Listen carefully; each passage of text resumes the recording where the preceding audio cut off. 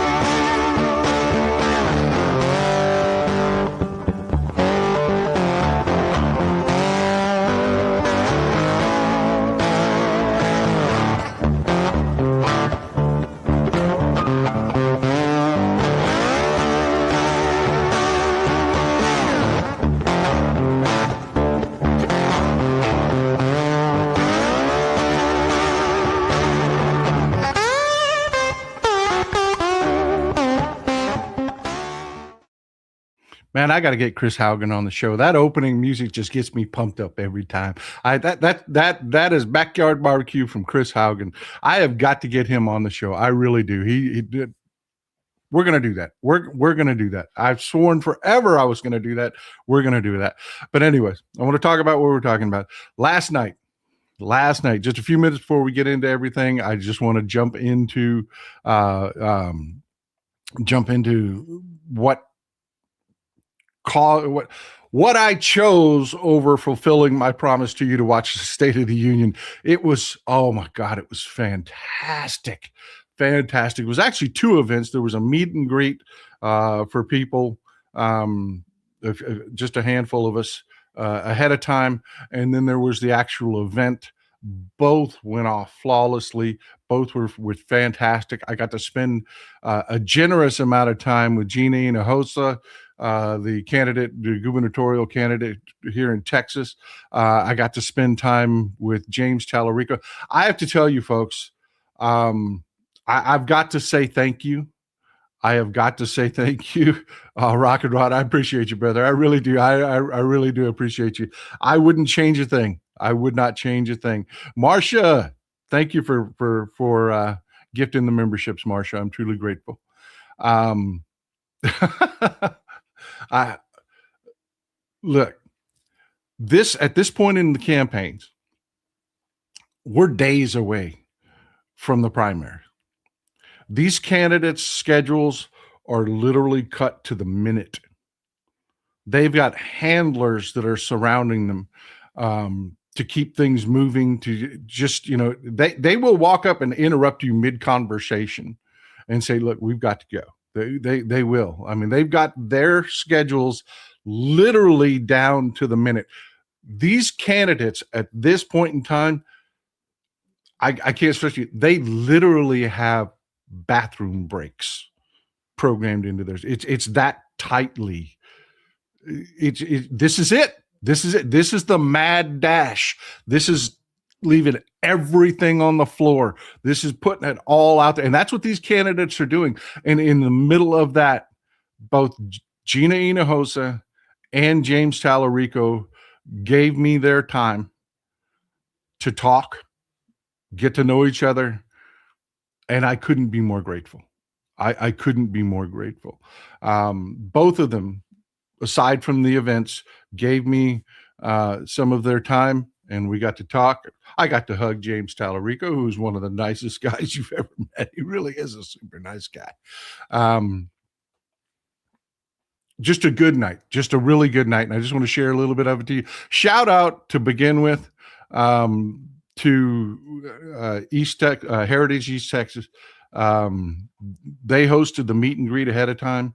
It is a restaurant in East Texas, top tier cuisine, pricey, but anything worth doing, worth having is going to be a little bit pricey. It is a nice place, really nice place. That is run by Lance McWhorter.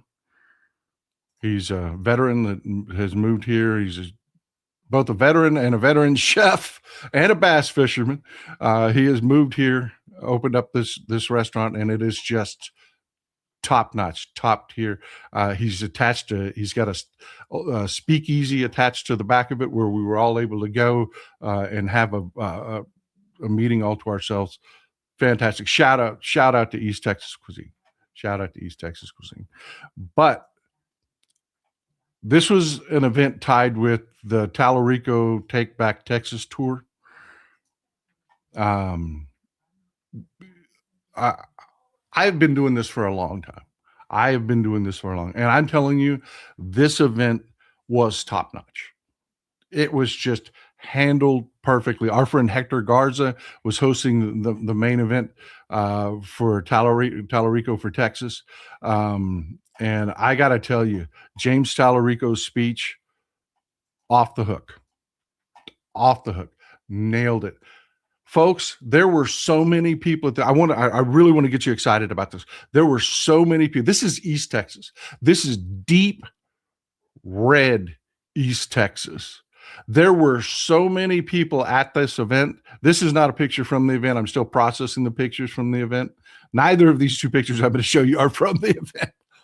But I am processing them. I've got some, and I'll pull some from other people's. With that, professional photographers there. I'll probably horn in on some of their pictures. But I'm telling you, the line for the event center was around the building. It was incredible. And that place was jam packed. And the excitement was off the roof. And I could not believe the number of people from our community that was there. Not just Democrats, not just people that, I'm talking about ride or die Democrats from our community filled that place. It was really something yesterday. Lenore Banks voted for Hinajosa and Crockett. I am telling you, I don't put my thumb on the scales. We've got some great candidates. We've got Talarico, and we've got Jasmine Crockett, two incredible candidates running for Senate. We've got two fantastic candidates. We've had Bobby Cole on the show. I got to meet with Gina Hinajosa yesterday, who is going to be, if she wins this, she's going to be an incredible governor. She really is. I am telling you, this is one of the sharpest people I've sat down with in a very long time. I bar none, one of the sharpest people I've sat down with in a very, very long time. I wish I could get through the gatekeepers with the Crockett campaign. I cannot. I just cannot. I don't know why there's like this wall there. It's not going to happen, folks. I've given up on it. I love Jasmine Crockett. I think she's fantastic. Tons of energy. I can't tell you about her because I've never had a chance to sit down with her. When I went to DC, didn't get to meet with her. When I, through the campaign, it is what it is. It is what it is. I love the woman, but I can't talk to you about her because I can't talk to her. Don't know why. Maybe I offended her some way, shape, or form. I don't know, but it is what it is. It is what it is. I will only tell you about the people that I know about. I'm telling you, Bobby Cole is a good man. I've spent a lot of time talking to him. Gina Hinajosa is an outstanding choice. I am telling you, just sitting here talking with issues and watching her. And I'll tell you something else about Gina Hinajosa. These candidates, Bobby Cole and Gina Hinajosa are two different candidates. Bobby Cole is real deal, down to earth farmer. He is somebody that you talk to. You just freaking like that guy when you talk to him. He's just a good guy. Hinajosa, oh my God, the skills. I watch this differently. I don't watch this as just a person, politics is my thing. It's like chess players don't watch a chess game the way you would watch a chess game.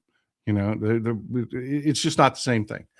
Watching Gina Hinajosa work with, she had a couple problematic questioners at the event yesterday that weren't the smoothest. The problematic's the wrong word, but assertive. Let's just say assertive.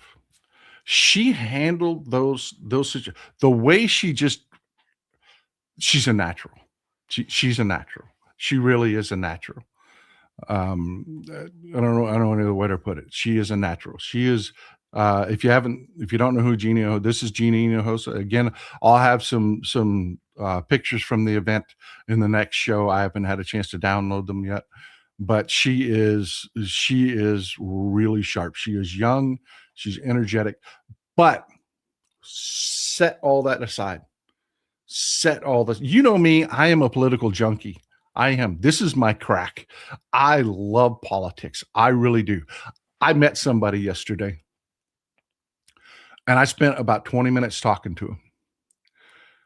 And again, it's one of those things where, yeah, we're having a conversation, but I'm assessing you. You want to play in my sandbox? You want to play in politics? You want to be a candidate? I'm assessing you. I am. I met a guy yesterday. I'm doing some background checks on him right now. We're going to have him on the show. We're taking a close look at him because I think this guy is going to be one of the next big things that this country has seen. He's going to blow up in the Democratic Party. Nobody's heard of this guy so far. Nobody. I'm telling you, this guy's going to be huge. Huge. This is Keenan Colbert. He's a Marine with a very compelling bio. He's running for a state Senate seat here in Texas.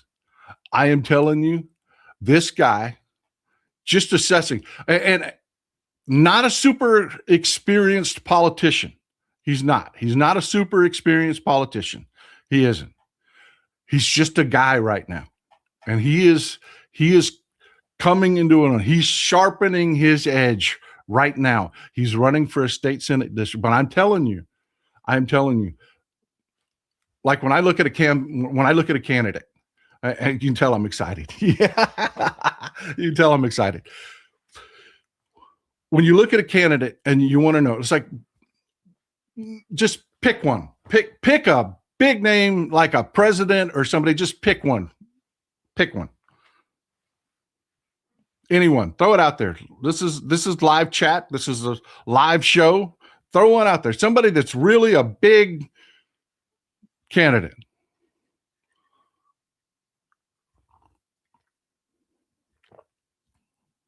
Obama. There we go. Obama. Couple great examples here. Mark Kelly, Obama, Gavin. All right. The reason I got so freaking excited about Colbert, he is tall. First, to begin with, he's tall. He is tall. That is a good thing. That is a net plus. Don't roll your eyes. Don't think it's stupid. It's not. Take a look at who's president. They're all 6+, 6'2", 6'3", 6'4".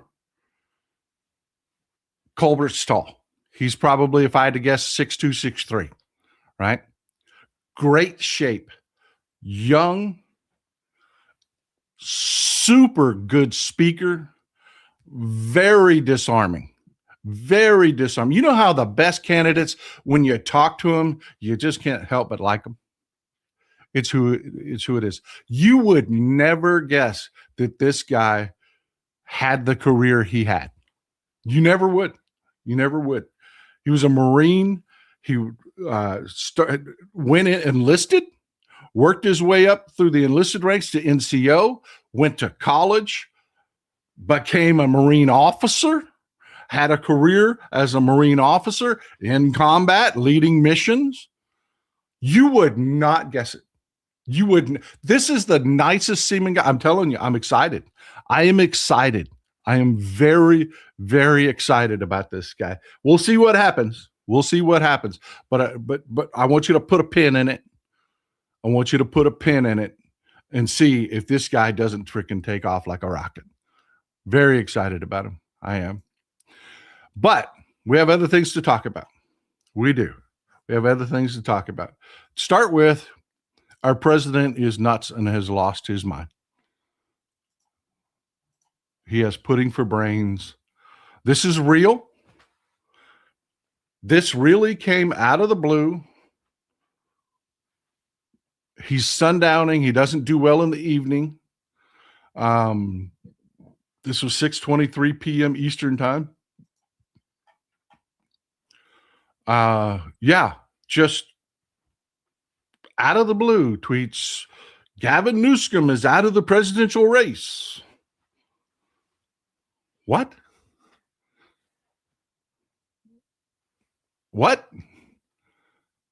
First of all, I don't know about you, but I happen to know there is no presidential race right now. This is not 2028. It's not even close.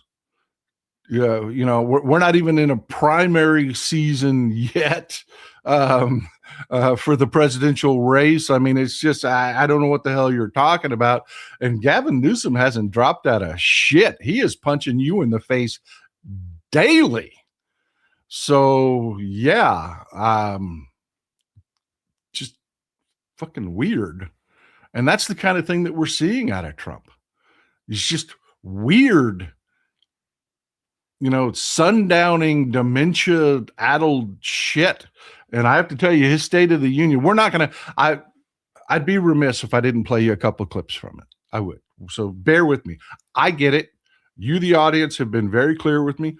You don't like to see the guy. You don't like to hear the guy. I don't like it either. But in this case, State of the Union, we got to talk about it. So let's talk about it. Let's get it over with. Aaron Rupar, I always rave about Aaron Rupar. He's priceless. Went ahead, bit the bullet, watched the State of the Union. Has clips if you want to go see him. I'm just going to pull a couple, and that's it. But everybody who sat through this has said the same thing. It was a boring whine fest. Boring. The media is grasping. They're trying to say, oh, he went after Democrats when they were, wouldn't stand for or clap or, anything else. And then a couple of them are trying to key into Al Green. You got to love Texas politicians. You got to love Texas. Al Green is a legend in Texas politics. And him doing this was just hold the man to account for the shit he says. Quit letting the media normalize him. Remind people of the shit he does all the time. And Al Green nailed it. They walked him out of there. Can you believe that? Can you believe that they walked him out of the State of the Union? I mean, come on, people. Come on. You got Marjorie Trader Green, the elevator flatulator, screaming like a howler monkey. They didn't kick her out. You got Republicans screaming shit. You got Lauren Boebert on tape. Didn't walk her out. Republicans are fucking jackasses all the time. But no, Al Green opens up a banner that reminds the world of the racist shit that Trump said. And that, you got to go. You got to. Rules for thee, not for me. That's the Republican mantra. That's who they are. But Trump, he just couldn't get through it. This was the longest State of the Union speech ever, clocked in at almost 2 hours. Why? It was pathetic. And again, he's sundowning, so they doped him up. They doped him up. It didn't last. It didn't last. It just didn't. McBastage, thank you, brother. Thank you for gifting the memberships. Crafty Ash Gardner, thank you for gifting the memberships. There's gifted memberships out there, folks. E.T., I am hearing reports of voter registration problems coming out of Texas's early voting. People, verify your voter registration. Again, this is true. We are already seeing it.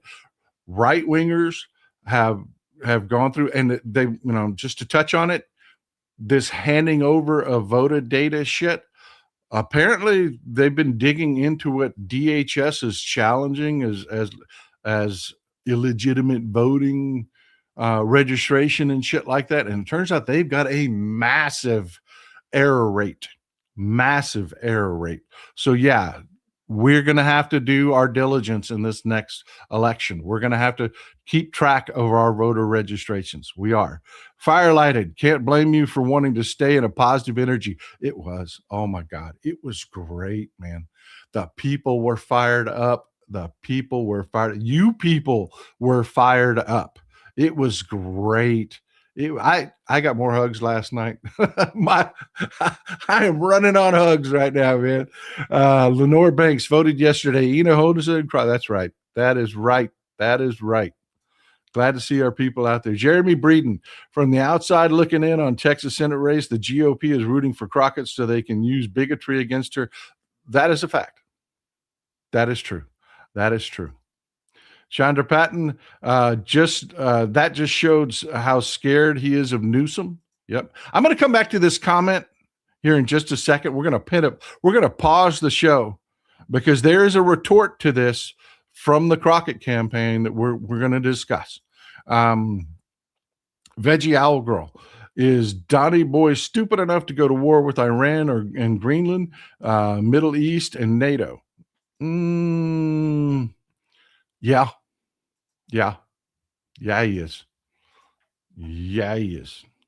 Thanks for watching this crap show for us. I didn't. Other people did. Thank you, Robert. I really appreciate you, Robert. But no, I didn't. I just watched clips of it, like you're about to watch clips of it. I want to go back to this. Jeremy Breeden, this is really a thing. This is real. There are Republicans that have put the calculation in place. Their party runs off bigotry. It does. And there is a large number of Republicans that want to see Crockett on the ballot because, one, she's a woman, and two, and the misogyny is huge. It is a huge driver among the Republicans. And two, Jasmine Crockett is a very outspoken Black woman. And they think both of those things will help them because right now, their biggest problem is their own voters being disgusted by them. That is huge for them. That is a huge problem for Republicans right now. And they think that Jasmine Crockett will fill the bill and drive the bigots to the polls. They really believe that. Now, there is a retort to that is a legitimate dig on Talarico. It's legitimate. It is not what it's being portrayed to be, but it is a legitimate attack. It is. And it comes to do with some of Talarico's funding. If you don't know Texas, you don't know. Most people don't know Texas politics, and a lot of people in Texas don't know Texas politics. There is a thing in Texas about casinos. You will notice in the state of Texas, we don't have them. We don't have casinos. The only casinos are Indian casinos on Indian land that the state of Texas cannot regulate. That's it. The state of Texas for a very long time, especially the city of San Antonio, there are large factions here in the state of Texas that are like, for Christ's sake, why don't we have casinos? It's ideal, like for a city like San Antonio, which is a tourist city, to have casinos would be A huge draw. It would. It would be a massive moneymaker. It would. It's never happened. And it hasn't happened because of the Adelsons. Now, y'all remember Sheldon Adelson. He died. His wife, Miriam, has taken over. They are first and foremost casino moguls. That's what they do. Globally, I'm talking even in China, Macau, they have casinos. They are a global casino company. They're also huge funders of Republicans, massively. Miriam Adelson knows there is a good chance Texas turns blue this election. So she hedged her bet and she made a huge donation to Talarico. That has everything to do with casinos and nothing to do with James Talarico's politics at all. That is where the attack on Talarico has gotten inaccurate. There is nothing about political alignment with that donation. These people don't speak the same language. They don't do the same things. They couldn't be more farther separated. James Talarico, however, is a religious man. He is not likely to support casinos in the state of Texas. The Adelsons do not want casinos in the state of Texas. Those two issues aligned and the money flowed. A huge donation from the Adelsons to the Talarico campaign. Now,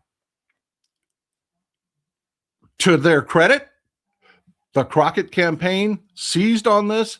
The Crockett supporters around the campaign, I should say. I don't know that Jasmine Crockett has addressed this directly, but I do know the supporters around the Crockett campaign have seized on that to say James Talarico is a Republican plant. Look at his money. Great attack, I have to tell you. Just talking the game of politics. That is a great attack. It's not accurate. It's not. It's a false attack. It is. It's a false attack. Talarico is not aligned with the Adelsons, but he did take their money. He did. That's a real deal. So yeah, there's a lot going on down here. There's really there really is. Nanang. No, James Talarico is not a Republican plant. He is not. He is a Texas Democrat, which makes him to the right of most Democrats. That's just who he is.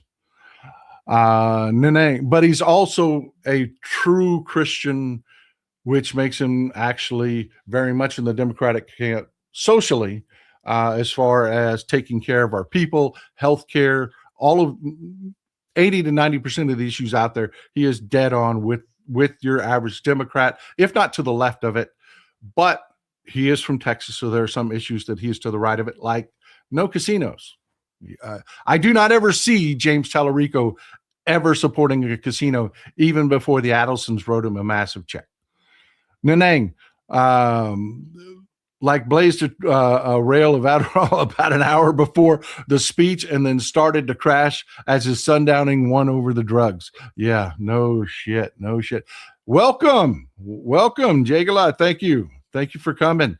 Let's read some of these comments real quick. Glenn Kaneko, I waxed watching Jimmy Kimmel's review of the State of the Union speech. It was great. I assume you're saying I was watching. I didn't get to catch that. I'm going to go back and watch it. I'll go back and watch it. Mike the Daily Dim, watch National Parks, America's Best Idea. So much better than the State of the Union by America's Worst Idea. Glad you had a great time. I did, folks. I don't know if you could tell. My feet still haven't touched the ground. Ann Hopland, 1947. Keep your fighting spirit up. Rooting for y'all from Norway. Norway in the house. Yes. Yeah. My people, by the way. My people. My father is German and Norwegian. What a combination, right? Hey, Paul, here with y'all as always. My mother was full-blooded Norwegian. My grandmother was full-blooded Norwegian. My grandfather was full-blooded German. I can only imagine the fights that happened in that house. Hey, Paul, here with y'all as always. Actually, I do know some of the fights that happened in the house. I'll tell you a little story. They called my grandmother the Dutchman because she would throw hands. My grandparents had a reverse abuse situation, and my grandfather was a big man. He was like 6'2", built like big man. Big man. He welder his whole life. And my grandmother would beat the brakes off it.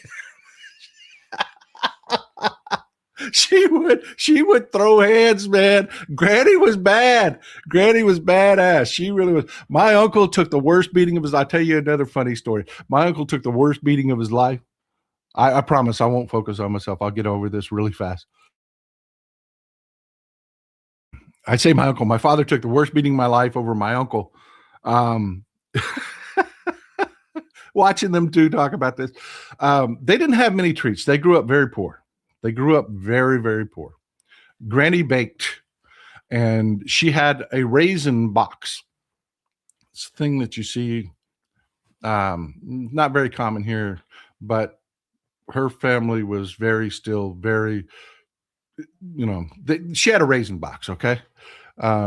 Kept it on the top shelf because the boys, my father and his brother, Uncle Bert, used to sneak into it for treats. My dad got really tired of getting in trouble for it because my Uncle Bert was the real violator. My dad was just, if you knew my dad, he had disciplined, Anyways, so he took a mouse trap. And I don't know if you remember like old school mouse traps from like the early 1900s. I'm talking like 1940s mouse traps. These things would break your hand, mouse traps. And he took a mouse trap and he put it up in that raisin box, and expected my Uncle Bert to get up in there. Nope. Granny got up there to do some baking, stuck her hand in there, whack, beat the brakes off my dad. Granny was a tough one. She really was. Mr. Will, hey, Paul, here with you as always. Thank you. Full-blooded Norwegian, man. She was a bad woman. She really was. Don, all right. Thank you for gifting the memberships. Larry Wilmore on HIGNFY. My brain's not working. I don't know what that means. Said Jasmine Crockett is a rock star and personality beats policy every time. I am telling you, I love Jasmine Crockett. I really do. I just wish I could talk to her. Julie Carter, welcome.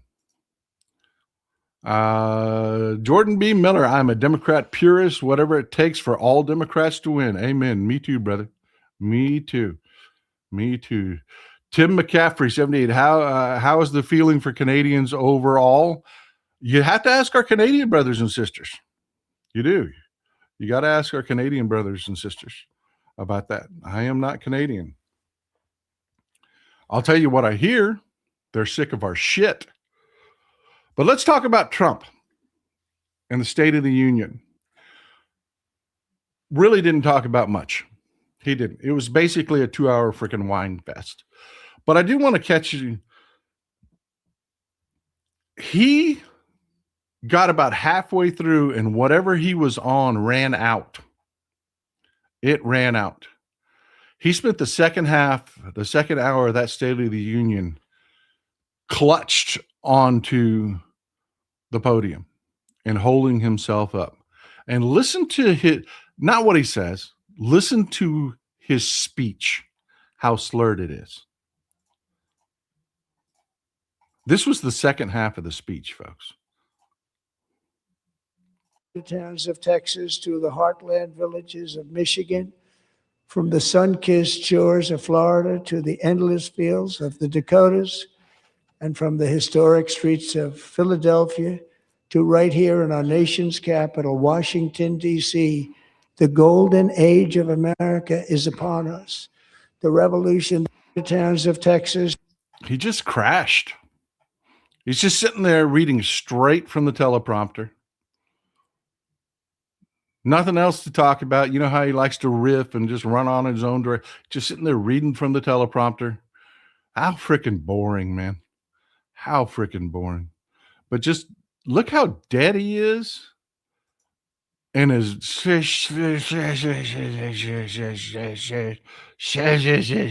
know what I mean? And it was just, it was, I mean, it was something. It was really something. I got a couple of clips. We're going to get through these, and then I promise no more Trump. The daunting and dangerous continent, we carved paths through an unforgiving wilderness, settled a boundless frontier, and tamed the beautiful but very, very dangerous. You see the difference in his voice? He just crashed so hard, but he's already just, have you ever seen a president do that in the State of the Union speech? No, they stand with their hands in front of them. They'll flip through the, he's just holding on, man, already for all he's got. Look at him. Wild West. From empty marshes and wide open plains, we raised up the world's greatest cities. Together, we mastered the world's mightiest industries and shattered. You see, he's not, he's just reading. He didn't bother to prepare for this speech. He's just reading it. Good, huge, 2 hours of that. I'm so glad I didn't watch it. Of him just, crashing out and reading off a teleprompter. I mean, this guy, and why isn't the media talking about? Listen to this clip. Listen to this clip. I'm not even going to play the whole clip. But just listen to this. He's trying to, pat himself on the back. He's sitting there reading off a teleprompter. So that means his people fucked this up, not just him. Kosovo and Serbia. What is Serbia? Serbia. There is no Serbia. Listen to him again. Kosovo and Serbia. Serbia. Israel and Iran, Egypt and Ethiopia. Again, this is him just trying to list bullshit that he's claiming he did. He didn't. He didn't.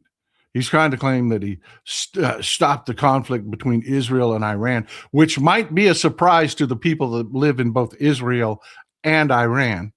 But I want to touch on this Kosovo and Serbia thing. Kosovo and Serbia. I mean, he's slurred his way through the, Ethiopia. Yeah.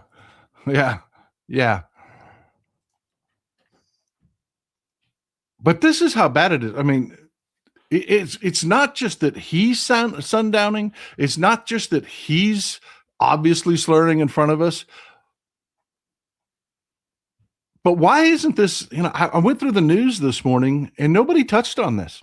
Nobody. Let me give you an idea. Let's go to the map. This is Serbia and Kosovo. You see Kosovo here, and this is to give you an idea. This is Italy. You see the boot of Italy, and then over here is Turkey. The Black Sea up here is you've got Ukraine up here. Give you an idea geographically where we're talking about. Right, this is Southeast Europe.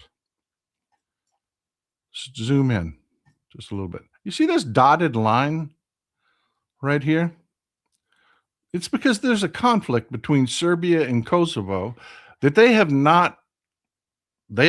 he did nothing in Kosovo and Serbia. I'm doing it myself. I'm making fun of him. Kosovo and Serbia. He has done nothing to resolve this. This is the kind of thing, and this is the area that's actually in real dispute. I've got another map for you here that's a little bit easier to see. You see in northern Kosovo here, this is the region. The kind of things that are going on here is it's owned by Kosovo. So the Kosovo army operates in here, the government operates in here, and let's say, you do something like you pay your taxes. The kind of thing that's going on is you pay your taxes. Kosovo says, thank you, appreciate it. Then 2 weeks, a month later,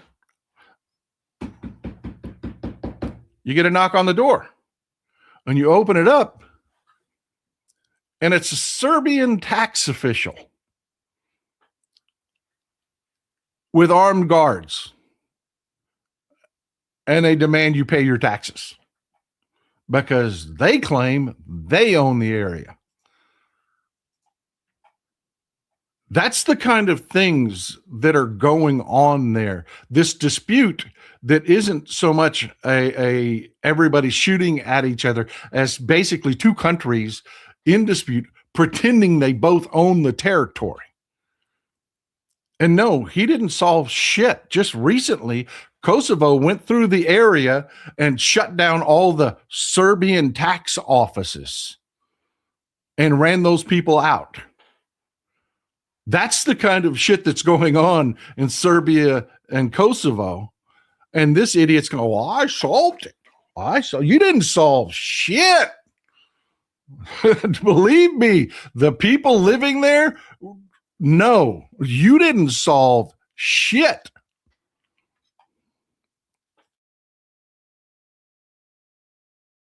Oh man, I hope your coffee's as good as mine. I swear to God, you people are the most generous, kindest people in the world.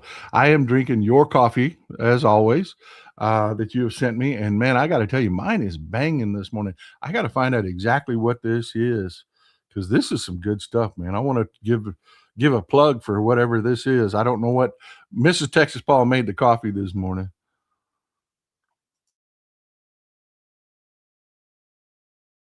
Oh man, that is good. Yeah, and that's another one. I didn't play the whole clip because I'm sick of hearing his voice. You're sick of it.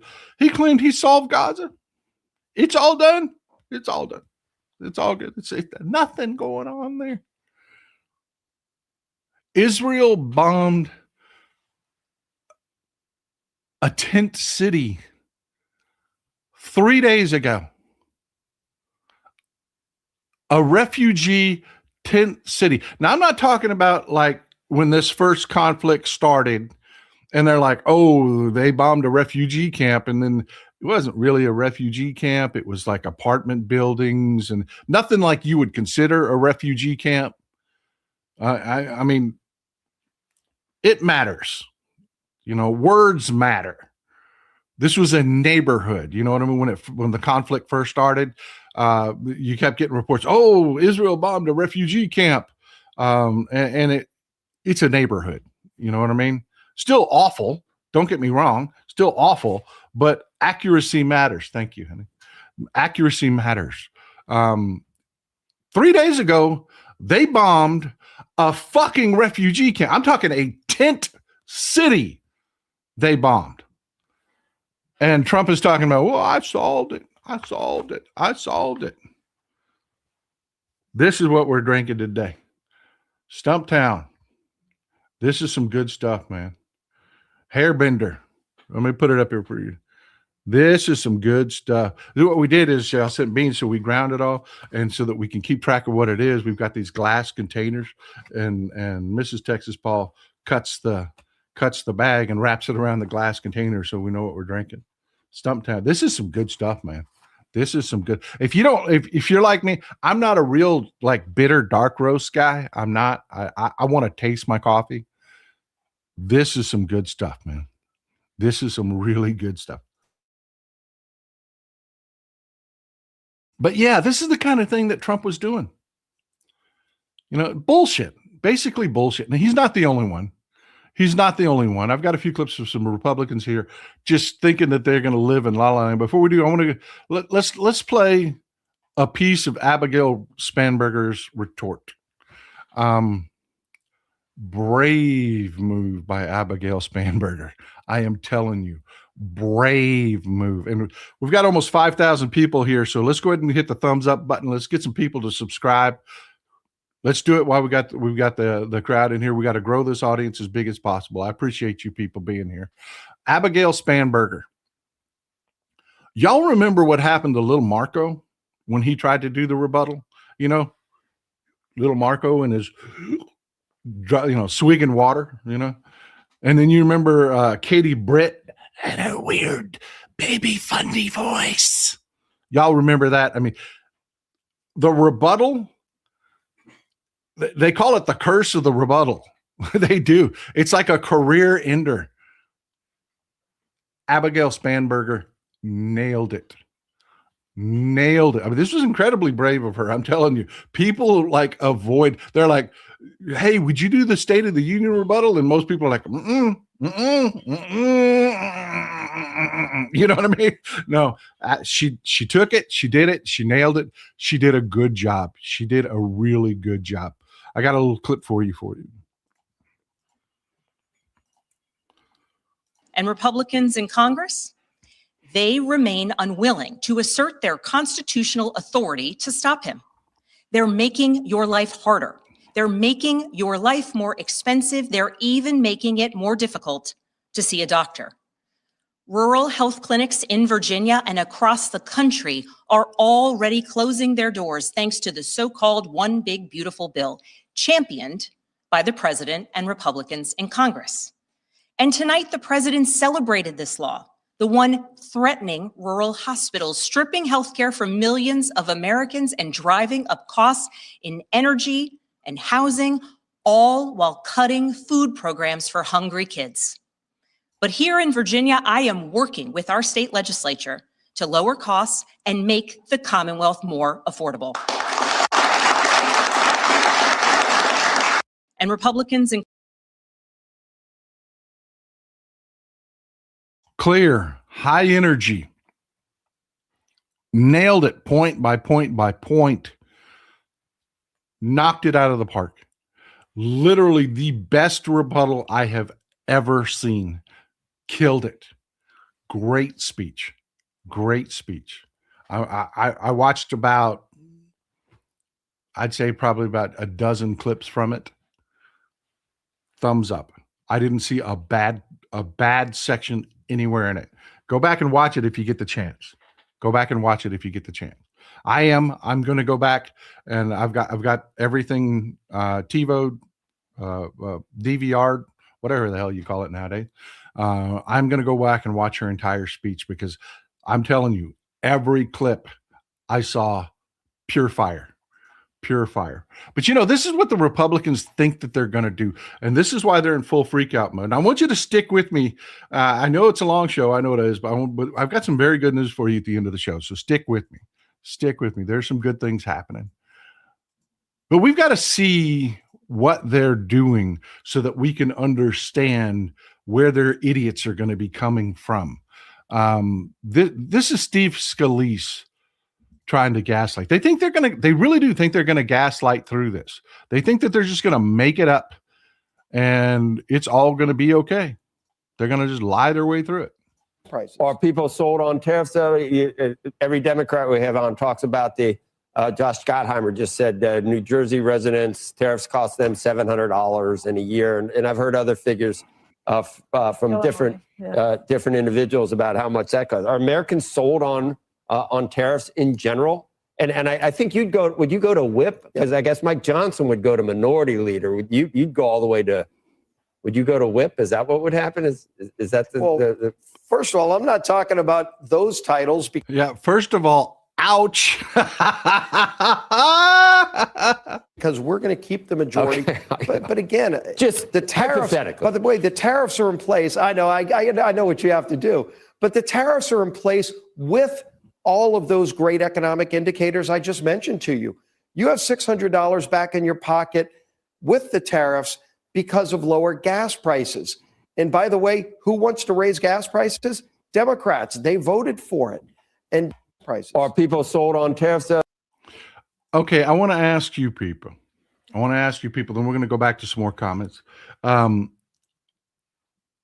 Your insurance costs, your car insurance costs, your electric bills, your grocery bills, your everything bills, your fees that you're paying for everything have all gone up. Gas is cheaper at the pump right now. Has it offset it like he says it has? I know mine haven't. I know mine haven't. Has yours? No, it hasn't. They think that they're going to bullshit their way through this. They do. Jenny here says, don't fall for the attacks on Talarico. Ride or die with the Dem candidates all over the country. Yes, fight like hell for the candidate you believe in. Do it. Do it. Fight like hell for that makes our party better. If you're a Crockett person, you fight your ass off for Crockett. If you're a Talarico person, you fight your ass off for Talarico. But as this pin indicates, we are ride or die Democrats. At the end of the day, one of them's going to win. One of them's going to lose. If your candidate is the one that loses, you go in the bedroom and you cry ugly. You cry ugly and you get it all out. Then you wipe your tears, you walk back out, and we fight our ass off for the Democrat in the race. Whoever comes out on top gets our support. Vince, thank you for being here, brother. Thank you for being here. Axel Sunling, thank you for being here. Thank you for the support. I appreciate it. Wow. Rich, thank you, brother, for always being a gifted 10 memberships. Way to go, man. Get them emojis and stuff out. Thank you, brother. Jeff Schuler, I accidentally flipped to it for a minute, and he looked half dead and half a mouthful of marbles. The man is tiring to listen to. He's dying right in front of us. Dave Barone, enough of the state of dysfunction. Throw it in the cussing pond. Yeah. Tell me about it, brother. Chandra Patton, glad you're always here. Ogre, that's good. I'm going to use that. I use Mango Mussolini, but Ogre, that's a good one. Has a death grip on the podium, slurring like a drunkard. Yep. Hollister, thank you for gifting the memberships. Thank you. Woodmark, where's the golden age he's talking about? It sure as hell ain't here. DK Walk, media doesn't talk about Taco's decline and low energy slurring because he isn't Joe Biden. Amen. If Joe Biden had given a speech like that where he was literally holding on for dear life, could you imagine what the week following the State of the Union would have been if Joe Biden had ever given a speech hanging on to the podium? Chirpy 11, thank you for supporting the show. I appreciate it. I cannot do it without you. I'm really grateful. Glenn Kaneko, gifted membership. Thank you, Glenn. Always here supporting the show. Thank you for helping people out with those memberships. There are a lot of gifted memberships out there. If you're one of the 5,000 people out there and you would like a membership, there are gifted memberships out there for you to grab. Christine Frey will give you access to all the emojis, and it's a lot of fun. It really is. But Christine Frey, thanks for becoming a member. Weird Idaho Liberal. God, I love your icon, man. I really do. I love your avatar. Old Crazy Eyes acting like keg stand and drinking like a dork fish on our dime. Yep. Not like the FBI didn't have things to do, right? And Cash Patel's out partying on our dime. Big Gordon, glad you're here. Beavis and Butthead sitting behind Trump was like a Mad Magazine skit. Yep. We get to change that here right directly. A little over 7 months. Scalise looks like a skeleton. Yep. Deborah Torres, thank you for becoming a member. Didn't he say he doesn't use teleprompter? I was thinking that exact same thing. As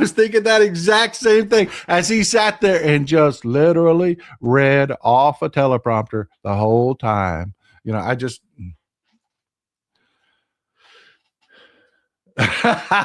Tony Mason's giving it to me. TiVo equals Trump is very obnoxious. Yes. Jordan B. Miller, tariffs are supposed to be the replacement for the massive billionaire tax cuts. That is true. They're trying to shift their tax burdens onto us. Tony, thank you for being here. Tony, appreciate you. Rena, I don't get the view that everything is roses when gas prices are down. All my bills, including groceries, have gone up, and gas prices in Missouri have not gone down. They're creeping back up here in Texas. They are slowly creeping back up. They were right around. Where I live, we have some of the cheapest gas prices in the country. We tend to run $1.50 below, even, like in the Midwest and out on the coast, we tend to run almost $2 cheaper. We were right around the $2 range right here. It's back up to $2.50. It's creeping back up, about 25% increase already. Jeremy Breeden, Talarico said the ride or die message and that he would be campaigning for Crockett hard if he loses. Yeah, he's a good Democrat. He is. Virgo Moon, don't give up on Crockett. She's getting death threats. Yeah, I believe it. I believe it, brother. And Crockett's a firebrand, man. I'm telling you, we have two incredibly good candidates. We couldn't be more blessed. Omniscient thinks, hey, Paul, I was looking for the applause sign.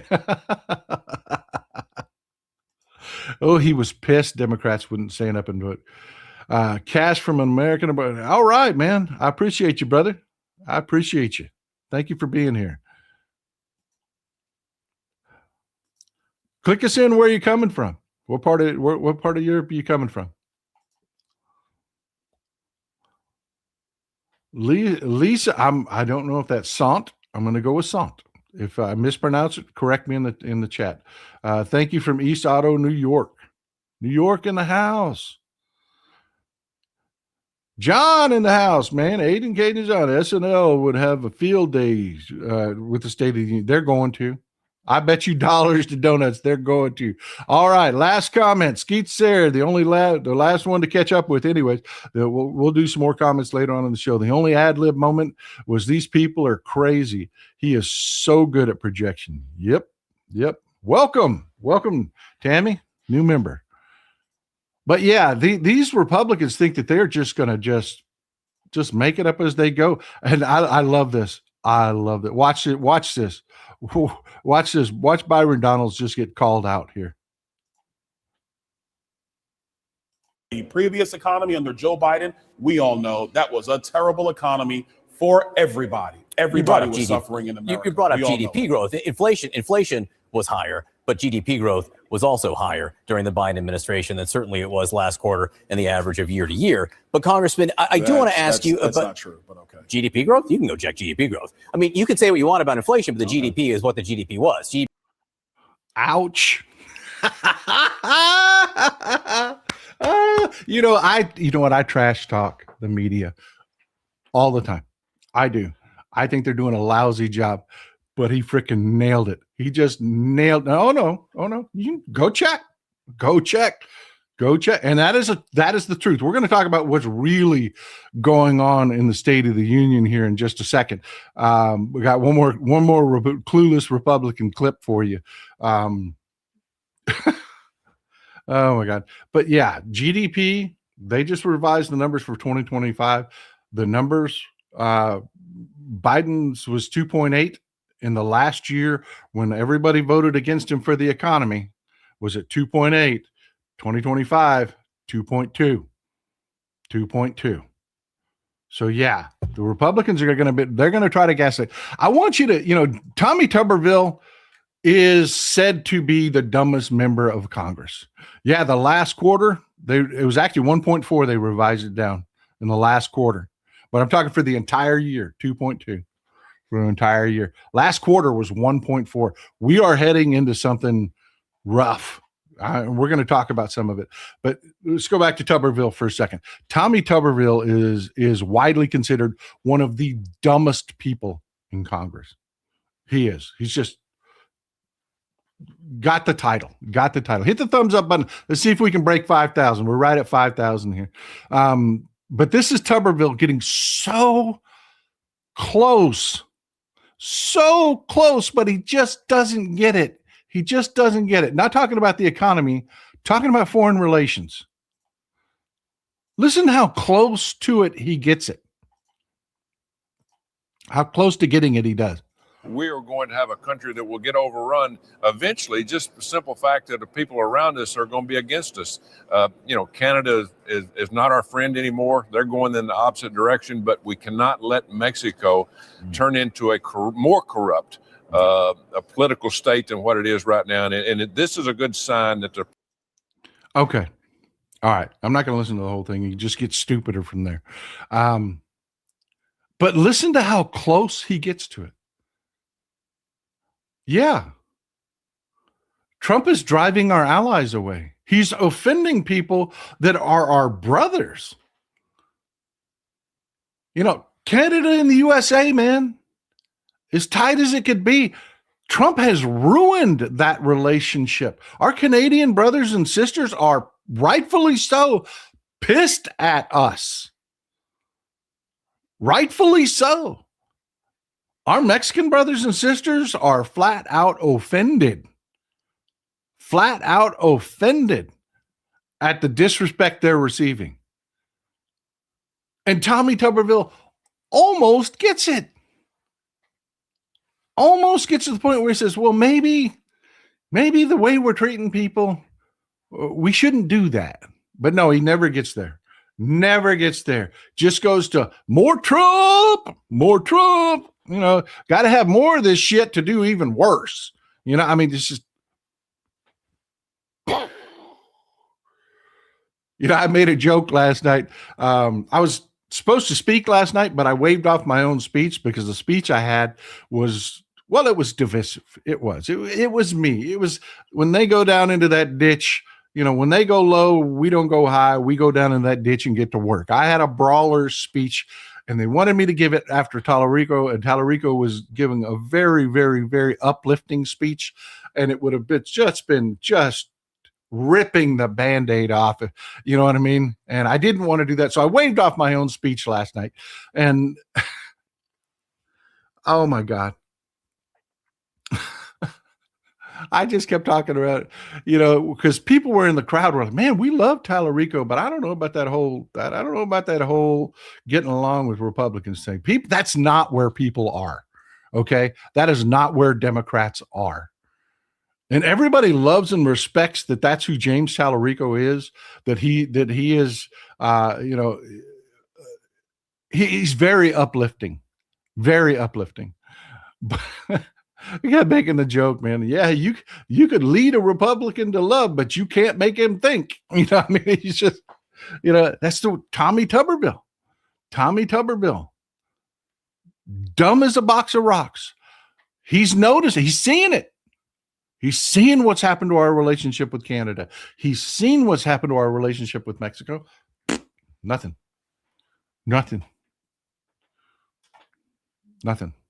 You just can't make them think. You can't. Thank you, Kamala. Thank you for being here. We'll get into some more comments here in just a second. I want to talk about what's really going on. This is GDP by quarter. Yeah, I mean, they reside last quarter of 2025, 1.4%. 1.4%. First quarter of 2025 was negative. Trump's entire average for 2025 and all of his, you know, business acumen was 2.2%. Joe Biden's 2.8%. In 2024. But that's not it's not just GDP.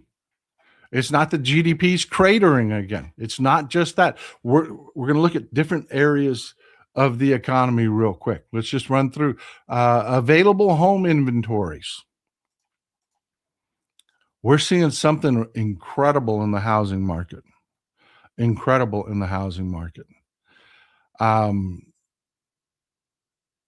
We haven't seen these kinds of home inventories since COVID. That's unsold homes on the market. And this is what makes this really freaking dangerous. This is what makes this really, really, really, really freaking dangerous. This unlistings, that is homes that are for sale, that are pulled off the market, are unlistings, right? You tried to sell your house, couldn't sell it, you took it off the market. Unlistings are at record highs, but the unlistings are pre-existing homes. Because you can't unlist new homes. Right? I mean, if you got a brand new, nobody's ever lived in it, you know, the housing company built the house, you can't unlist it. You've got to sell your product. This number represents one of the highest levels of unlistings. Now, think about that.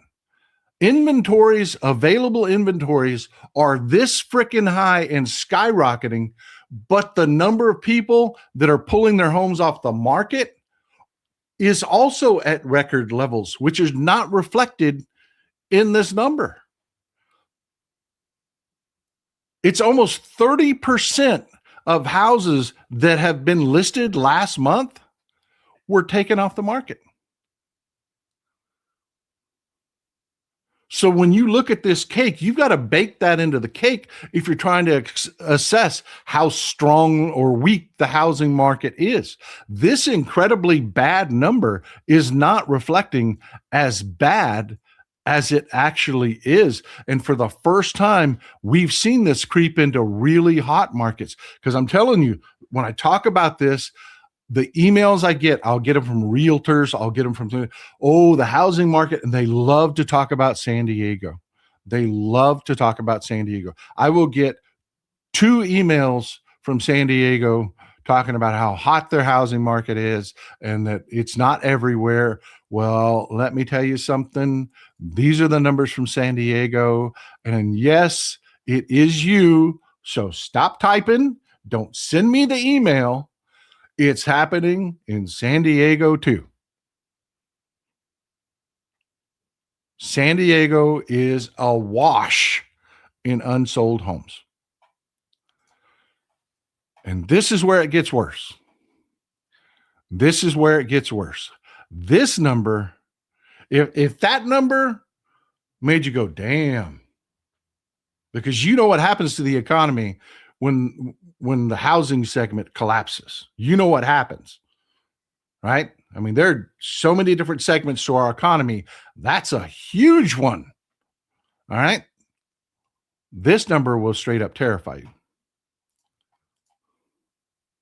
This is the number of homes in pending sales. That means you've sat down, you've written a contract. You are about to go to closing and buy this house. That's what pending home sales means. You've looked at the house, you've made the offer's been accepted. Now we've got to do the mortgage and everything paperwork and make the sale happen. Look at where pending home sales are for 2026. They are below where they were in COVID. You see that massive dip around 2020? That was COVID. And I want you to think about that for just a second, folks. Think about that. During COVID, we were locked in our homes. Realtors weren't open. People weren't showing houses. Contracts weren't getting written. The number of pending home sales now in this economy is lower than that.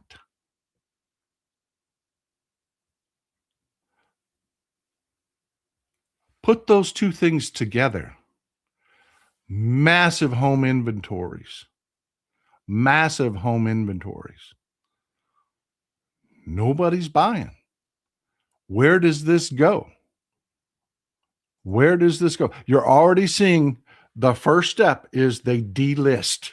They take the houses off the market. The next step is they default. Because the houses on the market oftentimes represent a home that people were trying to move out of. They bought a new home. You know, that's the way people do it.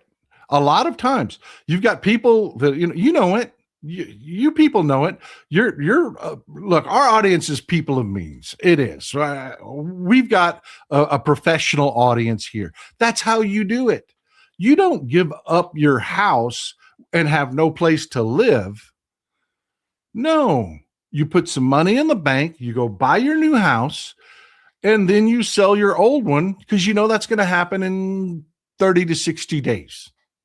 You're going to make it. That's the way that process works. All those delisted houses, a huge portion of them are people that have already moved into a new home. Now we've got nobody buying houses. What happens to these houses? They go into default. Historically, that's what happens. People just say, not going to pay for it. A lot of them will be turned into rentals. But a big portion of them will be defaulted on. And the banks know it, and they're freaking out. And it's not just the housing market where they're bracing. This has already happened in the car industry. These aren't projected numbers. These are numbers that are already happening. All right. There are people like me and you. When I say that, I mean, look, it's just a fact. Our audience is above average. It is. There are people like me and you. We go in, we get good rates on cars. We usually have our own financing. Some of y'all are beyond me and y'all pay cash for your cars.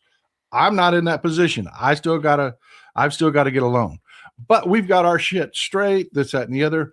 We are the best of the best. We don't default on our car loans. We don't. That is not all of America. It is not. A huge number of Americans either don't have, and this is a big portion of it now. It used to be people with credit problems were in the subprime market. That's not the case.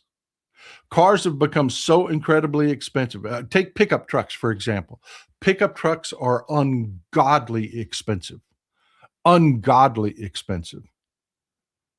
I saw an advertisement for a pickup truck. I was just doing some shopping just for the hell. I'm a car guy. I love cars. I just wanted to see what's out there.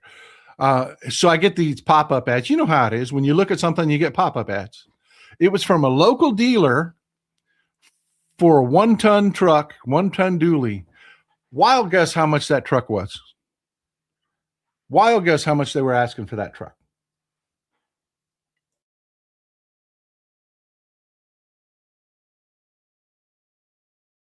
A 1-ton dually pickup truck. And it was a nice one. It was not bare bones. It was nice. Wait. Let me stop this to see where we're at. We've got 60K way low, 75K way low, 100K. You're not quite there yet. Getting warmer.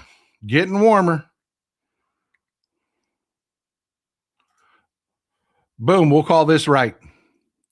It was $126,000 for a pickup truck. Yeah. $126,000. That's house money. No shit. They don't blink at $110,000 to $115,000. This one was a loaded out Mac Daddy pickup truck, $126,000. There are so many people out there that are buying these trucks. They don't have the income to support them. They don't have bad credit. They just don't have the income to support a $126,000 truck payment, but they buy them anyways. So they're pushed into the high interest subprime market. And that, my friends, is crashing. That market is crashing. The default rate, as you can see, historically, it's never been this high. 6.6% of car loans in the subprime market are in default. 6.6%. Now, to the layperson, you say 6.6% doesn't sound like that big a number, but you people that understand economics know that's collapse. That is collapse. 6.6% default rate is collapse. That's where we're at. And it's climbing. And it's climbing. And it's their own fault. It's their own fault. It is their own fault. Again, getting drunk. Banks out there throwing loans out to people that should have never got them. I'm telling you, Cletus had great credit. He went into the truck dealership. They sold him on a Smack Daddy pickup truck that he could not afford, and he wanted it, and he bought it. And now he's got a $1,500 to $2,000 truck payment, and Cletus is defaulting. Cletus is defaulting right now. And that's always the first step. That's always the first step. The most vulnerable among us are the ones that feel it first when the economy turns south. Always. Always. The next step is you and I stop spending money. That's what happens in concert. Poor folks lose their shit. They lose their homes. They lose their cars. They lose everything. People like you and me, we stop spending money. Then the next step, and we've already hit these 2 points. This is already happening. The next step is Johnny Got Rocks stop spending money. This is where we're at in the cycle. We're in between. You and I have stopped buying expensive things. I know. I'm not going to lie. I am looking at a $2,000 wood planer that I have not bought. I have been saving my little pennies and saving my little pennies and saving my little pennies because, man, I'm going to get that bad boy one day. And one day ain't going to come anytime soon. It's not. I'm just not spending the money. I'm just not. I don't feel comfortable doing it. This is Bitcoin. This is what's going on with Bitcoin. Bitcoin had an interesting thing happen. I want to go see what Bitcoin's doing live. This is for the last month. You've seen I just wanted you to see what the big trend is. Now let's go look at Bitcoin versus dollar. Bitcoin US dollars right now. See, this is what's been happening. I told you 60,000. They dipped below 64,000. The banks went into full freak out mode on Bitcoin because I told you 60,000. It goes to the risk managers and it goes into a death spiral. We're seeing today. Now this is just today. It looks like, oh, Bitcoin's taking off. No. Massive investors that are ass deep in Bitcoin are freaking the fuck out right now. And they're doubling down and they're buying hard, trying to keep Bitcoin from dipping below that 60,000 mark. This is today, so it looks like it's taken off, but look at the bigger trend. No, it's not. It's not at this point. At this point, this is for the last month, last 6 months. You see what the trend is. Now, will it recover? I don't know. I don't have a crystal ball. I don't have a crystal ball. But I do know right now you've got banks, and big crypto investors are dumping every bit of liquid capital they have in to try to keep Bitcoin from continuing to fall. They're trying to save it. Banks are renegotiating the terms on those auto loans like crazy. You have in every major category in our economy right now, the banks are scrambling, rewriting contracts, doing everything they can to fight off a crash. Will they succeed? The trend says no. The trend says no. But we're going to have the crash. But maybe they can prevent it. Maybe they can.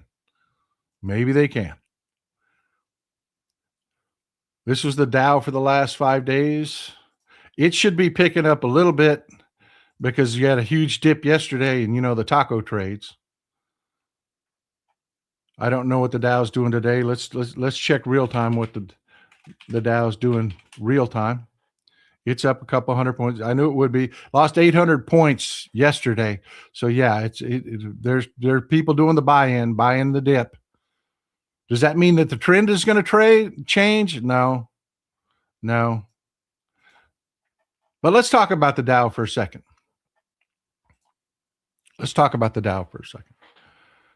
That psychological barrier of 50,000, boy, those Republicans are banking on that shit. You remember Pam Bondi? Why are we talking about the people around me raping kids when the Dow's above 50,000? That insane shit that came out of Pam Bondi's mouth. That 50,000 psychological barrier is a thing for Republicans. It is, but it's nothing. It's meaningless. I want you to take a look at this. This is our market versus the rest of the world's. This clarifies what Trump's economic policies have done. This is our stock market versus the rest of the world's. And you could see just how poorly it's doing. That 50,000 mark is meaningless. It's meaningless. 50,000 means nothing, is no different than 49,800 or 51,300. It's just a freaking number. But psychologically, they're putting everything on it when this is what really matters. We're like 23rd in the world. Austria's killing it. Spain, killing it. Finland's indexes are killing it. Ireland's killing it. Italy, killing it. Belgium, everybody else that isn't doing this stupid tariff shit, everybody that's moved away from the United States and is moving towards China is making bank right now because they're just doing business. They're just doing business. Everybody that's still tied tightly to the United States, talking about Australia, which is has been stupidly conservative and hard right forever. France, that's tightly tied, their economy is tightly tied to us here in the U.S. Germany, Singapore, Israel, Switzerland, none of them are doing quite as well. But Belgium, Hong Kong, Netherlands, Portugal, all of these countries that have moved away from the U.S. are doing much better. China, their GDP is through the freaking roof because they're focused on business. Business. They're not attacking everybody. They're not wasting money on their military. They're not doing any of that. They're focused on business. That and their taikonauts doing incredible things on their own space station. Yeah, you don't hear about that. You know China's got their own space station, right? We like to talk about the International Space Station, that old reprobate that's held together with duct tape. You hear about that all the time. But you know China has their own space station, right? And the taikonauts that are up there, get this. This is the difference between the U.S. and China right now. This is a perfect example. We just had a situation. China just had a situation on their space station. The craft that carried the new group of taikonauts up to the station was damaged by space debris while it was attached to the space station. That craft and the craft that was already, so that's two spacecraft attached to it. One of them belongs to the crew that's leaving, and one of them belongs to the new crew, right? There isn't room for them all to get in to the one spacecraft they have available. China's just got a spare one. They've got a spare one. This is the way they're running their program. They're going to ditch the damaged craft. They're going to fly it in remotely, see if it makes it. If it makes it, they're going to recover it and reuse it. But they've got one on the launch pad already. They keep a second one available. They're going to fly it up remotely. They're going to let the old crew take their craft back, and they're just going to fly up a replacement. No sweat. No movie. No, oh my God, we've got to save the taikonauts. No, man. It's just, why wouldn't we have a spare one? We didn't spend hundreds of billions of dollars every year, $1 trillion every year on a military that we don't need. I mean, don't get me wrong. We need a military. We do. We need a military, but we don't need the one we've got.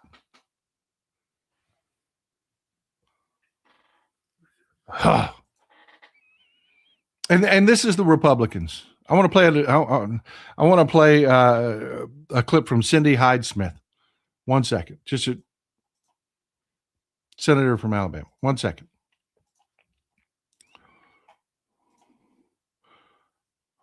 What do you think Republicans are doing right now? You're involved closely with agriculture. You're on the committee. Price of food is high. We just did a story this week on price of beef continuing to go up. What are Republicans doing to get this cost of living under control? Well, the good thing. All right. The question is, what are you doing about high prices and the high cost of beef? Hold on. Oh no. Thank you for the coffee, honey. Spillage. Oh my God, spillage.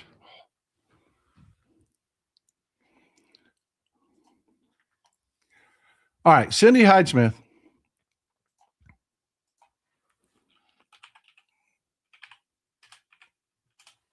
Cindy Hyde-Smith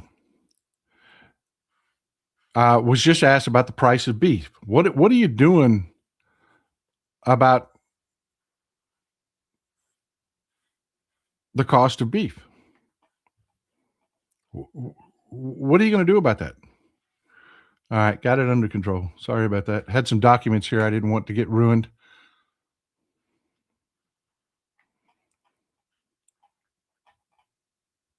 She's a senator from Mississippi. This is her answer. Thing is, we passed what we call the One Big Beautiful Bill. There are so many things in there. Just the child tax credits, that will affect 40 million families. Nothing to do with beef. Nothing to do with beef. And those tax credits don't hit everybody. There are all the reduction to make the cuts permanent. It is so many opportunities there that once that they go into play, just with getting your tax refund in 2026 is going to be bigger. And there's a lot of people worth a lot of money that are going to get a lot more back from the IRS, but I guarantee you it's not going to be poor folks.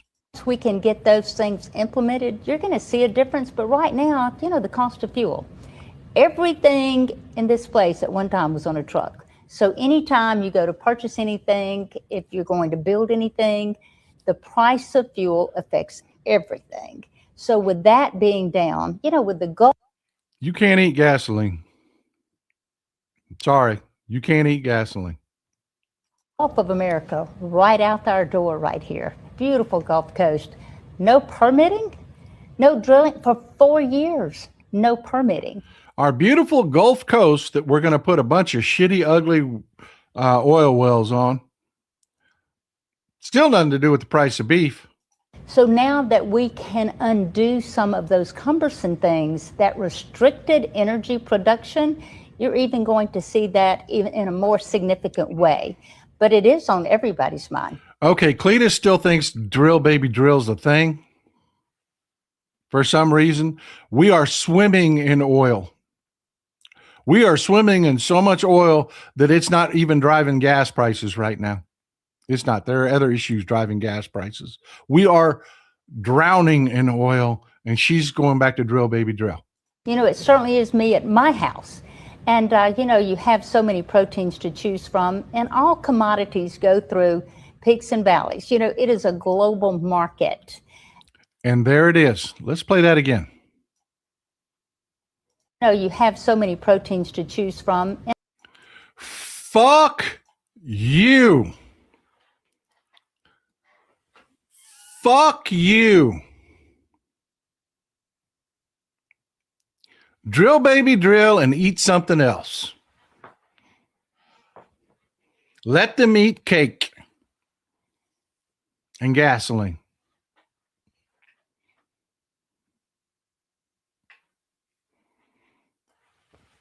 Fuck you. Yeah. That ain't no. And that's the kind of thing that is driving. I told you there'd be some good news at the end of the show. That's the kind of thing that is making stuff like this happen.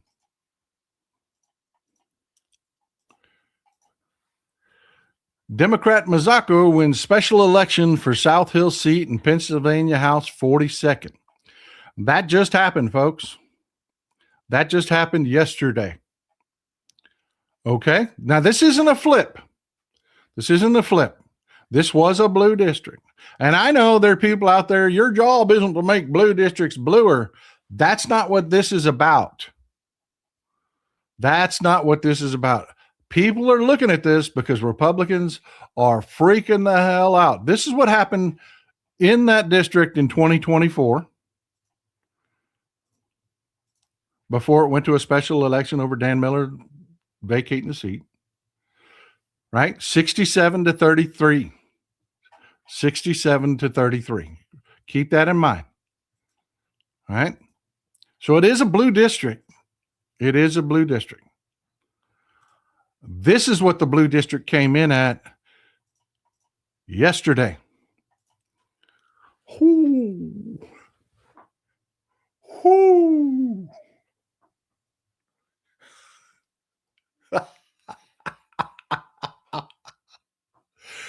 Oh my God.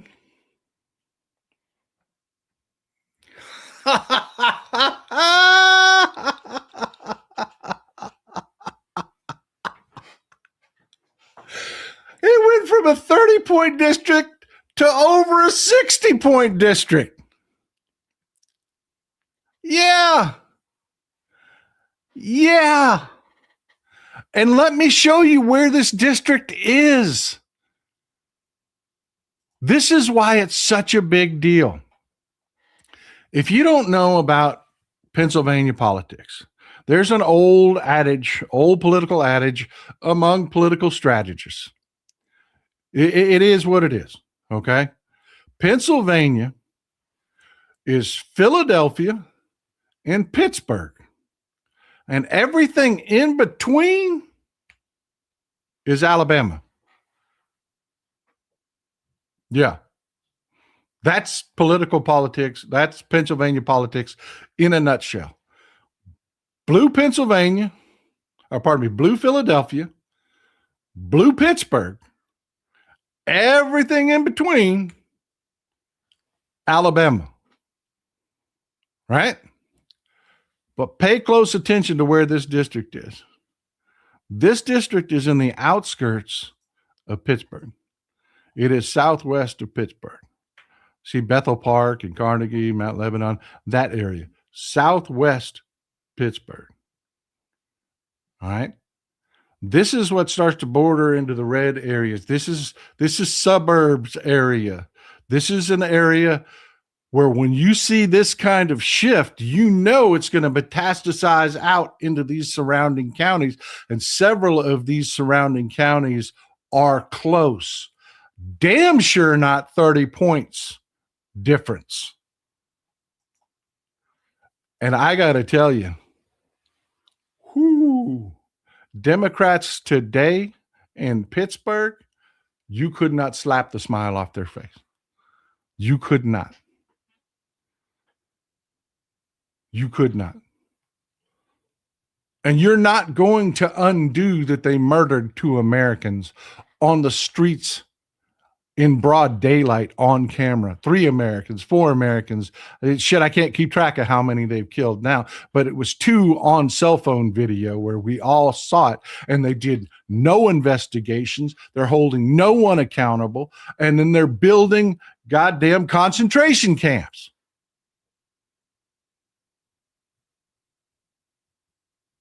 They're arresting people at courthouses, legally doing what they're supposed to be doing for their immigration, not breaking the law, following the law, and they're arresting and deporting those people. They're killing our economy with bigotry and stupidity. Yeah, you can't lie your way out of that. You can't lie your way out of the fact that Cletus has a $1,500 truck payment that he ain't going to be able to keep making because the economy's going south. Because we're drowning in oil, and Cletus works for an oil services company, and his oil services company ain't serving shit right now because you choked the economy with your fucking tariffs. We don't need the oil that we already have. We're drowning in it. So Cletus is going to lose his truck. Well, if Cletus ain't got his truck, how's he going to get to the polls? Just saying. Just saying. Want to run through some of your comments real quick. Skeet Sayre says the only ad lib moment was these people are crazy. He is so good at projection. Yeah, that was his freaking out because Democrats weren't clapping. Ray Lee Jr. Jasmine Crockett reminds me of the late great Barbara Jordan. She does a lot. She got a little bit more fire. Barbara Jordan was, if y'all don't know who Barbara, she would walk in a room and everybody in the room would turn and look at her. She had that kind of presence. Yeah, smart, ferocious, fearless, and she doesn't cut the Republicans any slack. I honestly think Jasmine Crockett has a little bit more fire, to be honest with you. Donna JB, thank you for supporting the show. Skeet Sayre, we are brothers in our beliefs. Amen. We are not the same as them. We are not the same. Jazz Boomstick, happy to see a Texan with good sense. Keep it up. I'm glad you're here. I'm glad you're here. Thank you. Thank you. And there are millions more people just like me here in Texas. Kamala, thank you for supporting the show. I really appreciate it. I'm truly grateful. Cassie Lake, it's going to take a generation or better to repair Canada-U.S. relations. Coffee tip from the Canadian Ranch. It is. This is not the kind of thing that once it's going on, you can easily undo. It is not. It is not. You just can't Canada's entering into trade agreements that, to meet their needs from Europe and China. They're not going to just stop doing that just because we elect somebody that's not a piece of shit like Trump. They're going to, they're making relationships that they're going to stick with. This isn't going to happen overnight. It's going to take us a decade or better to fix these relations. Skeet Sayre, when groceries, fuel, and insurance combined are more than your mortgage payment, this happens. Yep. Jeff Schuler, that's a heated and close contest on who the dumbest Republican representative is. I doubt you would get triple digits if you added Tuberville and Markwayne Mullins' IQ together. No shit. Vote blue. Well said, sir. Well said. McBassage, pickups are the biggest scam of all time on the consumer. They are. They're all margin. They're all profit margin. The cost to manufacture these things are not much more than an automobile, but they charge 2 to 3 times for them. Veggie Owl. That's why I'm going to tell you, folks, I've got a pickup truck. I used to go and I would buy a pickup truck every 5 to 7 years. I would go buy a pickup every 5 to 7 years. Not this last time. My last pickup is 13 years old. It's in great shape. It's a farm truck. I don't put many miles on it. Why do I got to replace it? Not going to. Not going to. Old girl is fine. Veggie Owl Girl. Have you heard anything about the government changing disability standards? If medication can treat the disability, then they can reduce the amount of disability. Yes. Yes. They tried to roll this out. They had a revolt in Congress because Republicans understand what this means. It means that they lose 15% of their voting base overnight. So yeah, they tried to roll that out, and then literally the next day, oops, we didn't mean that. So you better believe that after the midterms, if we don't nail massive majorities in both houses in the midterms, they're going to do that to our veterans. They're going to. We go trick. Thank you. I don't know how to read that, my guy. That's an interesting handle. I like that. WGOO trick. I don't know how to read that, brother. I don't. You have to give me some clue in the chat. Bought my house for $179,000 10 years ago. Yeah, it's worth about $350 now. David Martinez, then JD Vance Partners comes in and buys up the houses. Yep. And I say it's worth about $350 now. Good luck selling it though. ET, how much money are Musk trucks going for now? Yeah, I don't know. That's a good question. That is a good question. I know there was one old boy, I saw a video who was just whining because us liberals killed the resale of his Tesla truck. No shit. You can, they just can't, they can't make the corner. Republicans just cannot think. It was our fault that this piece of shit Cybertruck has no resale value. Ugh. Skeet Sayre, this is cause and effect on display. Yes, sir. Yes, sir. New West Bill, thank you for always being here, Bill. I appreciate you. The banks making loans are already leveraged too much. A small change could put the banks in jeopardy. 6% is not small. No, it is not. That is huge. That is huge. Cassie Lake. Remember, the 2007 collapse was one Russian-backed firm demanding its money back that Bear Stearns did not have. One. And all the dominoes fell. Remember that. With all of these different sectors in the economy in stress, the banks are not rolling in leftover capital. They're not. They're just not. And at some point, one of these banks is not going to have the cash on hand to cover these defaults or cover some, you're going to find out that they invested stupidly. They invested in something numbskull thing, and they're going to go under. And then it's going to be another domino and another domino and another domino. It's the way it always works. It's the way it always works. Cassie Lake, Prime Minister Carney just asked by press about State of the Union, said didn't watch it. Don't blame him. I got to tell you, you Canadian folks, tell me, I'm freaking loving Mark Carney. Just from a political point of view, I haven't heard the name Pierre in a very long time. I mean, Mark Carney is killing it. Skeet Sayre, too many tangents for the U.S. to avoid a depression. The banks are really struggling on every front. I mean, look what they're doing in Bitcoin. They're dumping billions into Bitcoin, trying to keep it from going into a death spiral. Skeet Sayre, that debris is also China's fault. Yes, so a lot of it is. Cape Mary Light, Thank you for the support. I appreciate it. Trying something new. Thank you. Mary, thank you for the support. I cannot do it without you people. This is it. I had somebody accuse me. It's one of the ultra left wingers on Blue Sky that are way the hell out there.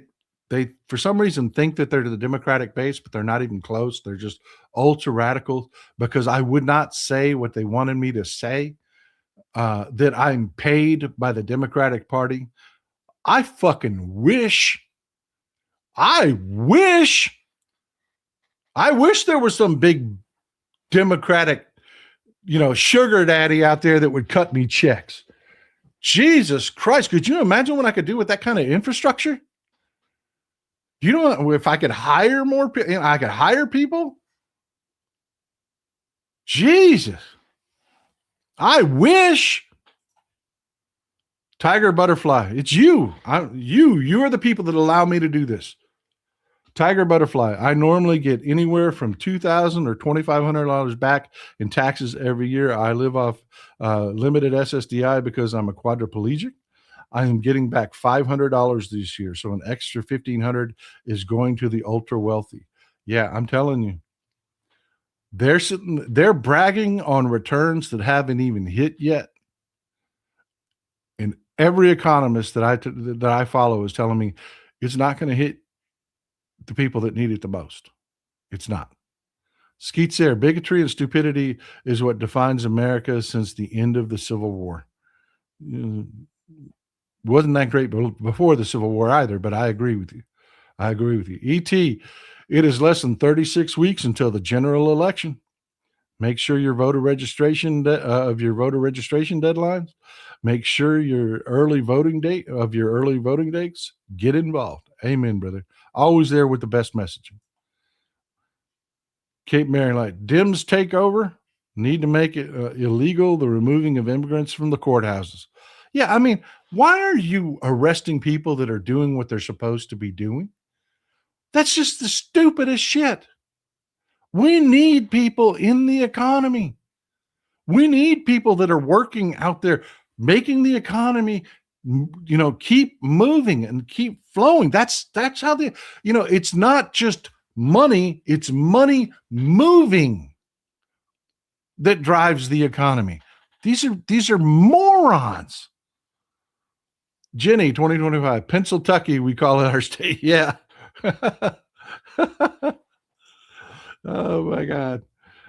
Reno, why are they putting incinerators in the immigrant concentration? I have avoided this.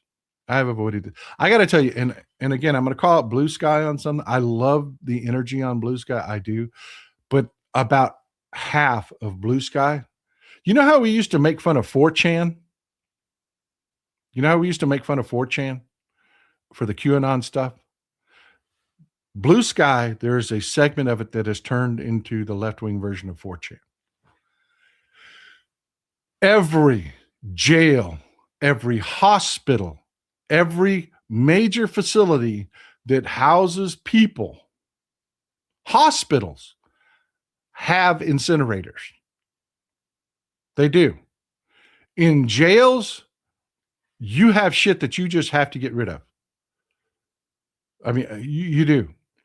I mean, there are awful things that happen in jails where you've got biological, literally shit that is on clothing, buckets, things like that you have to get rid of. They have incinerators in every one of these facilities. So people saying they're putting incinerators in, I understand what they're trying to do. They're trying to say, oh, they're building the concentration camps to incinerate people, is what they're saying. Until I see a purchase order for incinerators large enough to dispose of a person, because crematoriums are not just like your average incinerator. They're not. And the numbers of them, you know where I'm going with this? I get what's being said, but no. Every facility like that has those. I hate being that guy. I don't want to be the fact checker There are fact checkers. I don't want to be the fact checker. Weird Idaho liberal. Message from Starfleet. We had enough. Rally pattern formation 1. Arm our voices and fire at will. March 28th. No kings. Yeah, man. Spring's coming. The rallies are coming. The momentum is good. We're kicking ass. We're moving on. Yes, I'm telling you, man. This is going to be good. Mighty cool. We need a massive wealth redistribution. I want to freeze their broker and bank accounts and get it back, every cent. This is the thing, mighty cool. This is the thing. It's always a pendulum. It's never, just a little bit of nudging or a little bit of, no. Politics and political, it's always a pendulum. And the Republicans have pulled so hard to the right with the bigotry, the open bigotry, the open fascism, just the open pandering to the billionaire oligarchs and just fucking your average person, pardon my language. They pulled that pendulum so far. I am truly afraid of what it looks like when that pendulum goes back the other direction. Because the response tends to be relative. That is something that us, as the intelligent people, are going to have to really be careful of. Is how far do we go? Because this far left is no better than this far right. Left is always better than right. But Europe is right here. That's the sweet spot. That's the happiest people on earth. If you measure, by all the metrics they use to measure, you're talking about Scandinavia is like right here. They've pulled the pendulum so far back that I am really afraid that we swing right past that and start to damage institutions. And I'm very afraid of that. Very mindful of it. Skeet Sayre, if we don't win the midterms, they have cheated. The resistance is getting stronger every day. They will cheat. They have cheated every election. Every election, they do the bullshit with the signature matches.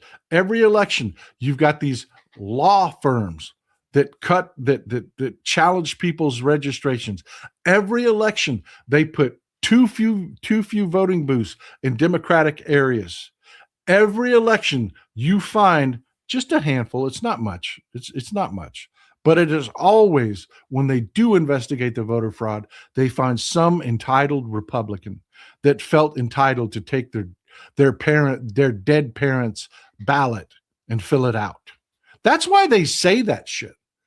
Because they do it. So they believe everybody does it. They're trying to put their own criminality on us, and it doesn't exist.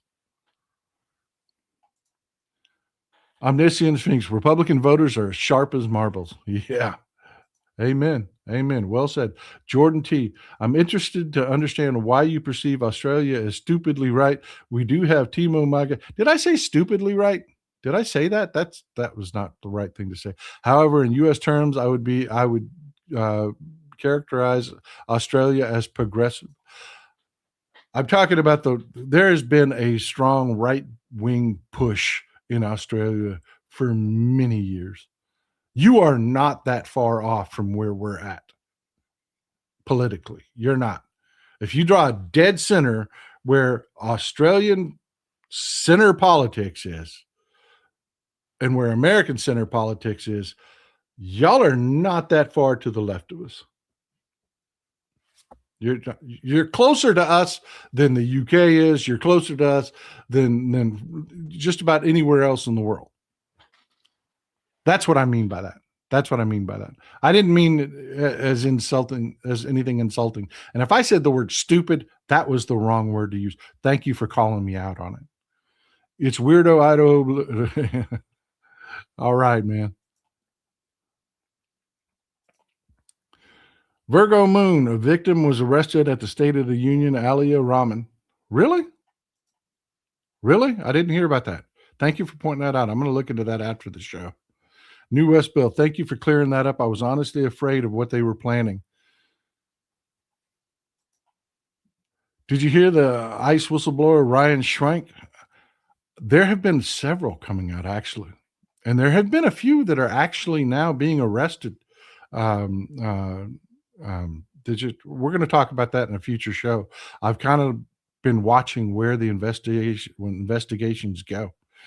Mike Daley, the Dim, but not the murderer of Renee Good. Not the murderer. No, those people are not being arrested. As evil as the administration is, I pray we never reach the evil of ovens at the camps. That would require a whole different response. That would require a violent response. That would require a violent response. Yeah, it would. NPR reported about missing file pages that deal with bad stuff from the Mad King on 13 to 15-year-olds. Yes, that is a crime. That is something we're going to talk. Again, we're going to talk about that in the future show. I like to let things kind of work their way through it, because right now the Democrats in Congress have gone hard at the Department of Justice about those. If you don't know, the 302, the memos the FBI fills out when they do they take notes during questioning, an interview. They take notes. Then they go back and then they fill out an official form that gets stuck in the investigative file. Allegations against Trump. The victims 302 have been removed.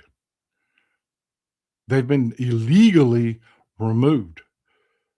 As the law is written, the Epstein disclosure law is written, that's a crime. They can't do that. Those must be in the file. They initially released them and then, said, no, and clawed them all back. So yeah, that is brewing. That is developing. That is Pam Bondi. You just committed a crime. That is something you're going to start hearing a lot. The DOJ has committed a crime. You're going to start hearing those words a lot. Carl Rossi, always a pleasure, informative and inspiring. Now, I'm glad you're here, folks. I'm glad you're here. Two more comments, and we're going to have to call it a day. Miguel Arcentella, SCOTUS has made it possible for mailing ballots to be lost by your mail carrier with no repercussions. What he's talking about here is there was a mail carrier that refused to deliver mail to a woman because she was black and he was a racist. She sued the mail carrier and she sued the U.S. mail. The Supreme Court said you can't sue the U.S. mail. You can't do it. Sue this guy all you want, but you can't sue the U.S. mail. So, yes and no. There are personal repercussions for any individual mail carrier that does something like this. They can be held accountable to the full effect of the law. You just can't sue the U.S. mail. That's what that said. And so, yeah, it does limit the repercussions. It does. Midas Pilot, I'm in Australia and now stateside. Pardon me. I'm from Australia, now stateside. Aussie. I like Australians, I do. Caper here. Vote against fascism for democracy. Amen. That's what I have for you folks today. On that note, enjoy some Texas cities at night.